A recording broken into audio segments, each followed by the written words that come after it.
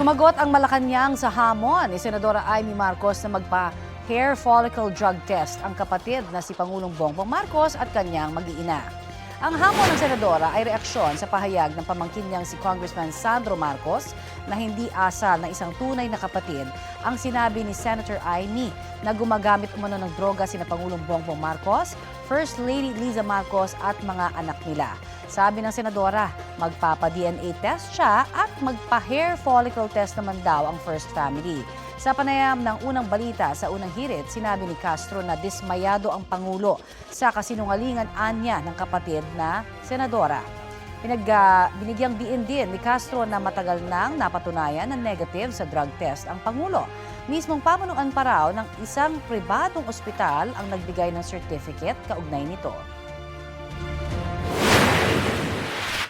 Kung gusto niyo magpa-DNA, di go ahead. Go ahead.